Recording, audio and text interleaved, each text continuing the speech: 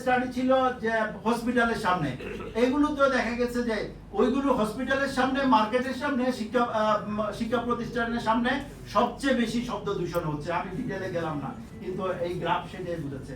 এখন এটার জন্য সমাধান কি? সমাধান হলো যেখানে শব্দ দূষণ হয় সেখানে মানুষকে সরাসরি অভিযোগ করার জন্য 999-এ অভিযোগ করলে যে প্রতিকার পাওয়া যায় সেটা বহুল প্রচার করতে হবে।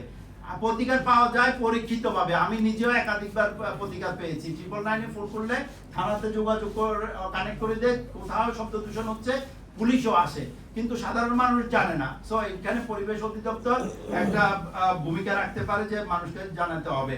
আমরা 31-এর সময় আতশবাজি নিষিদ্ধ করা হয়, কিন্তু এটা ইমপ্লিমেন্টেড আমরা করতে পারি না। সাধারণ মানুষের সচেতনার ভীষণ ঘাটতি রয়েছে। হাইড্রোলিক হর্ন বন্ধ, তারপরে অভিযান করে করে কিন্তু হাইড্রোলিক হর্ন বাইর করতে হয়। এটি একটি কঠিন কাজ, নিচে দিয়ে বাইর করা। পরিবেশ অধিদপ্তর অনেক অভিযান করে, কিন্তু এটি তারপরেও চোরা পথে এবং বিভিন্নভাবে এটা আমদানি হয় কিংবা উৎপাদন হয়। এবং সর্বশেষ একটা ভালো খবর যে 25 সালে একটা বিধিমালা সংশোধন করা হয়েছে। সেখানে আগে পুলিশ মামলা করতে পারতো না বা জরিমানা করতে পারতো না ট্রাফিক পুলিশরা শব্দ দূষণকারীদের। এখন সেটাতে সুযোগ আছে, কিন্তু তারপরেও এই হর্ন দিয়ে শব্দ দূষণটা করে যাচ্ছে। আমরা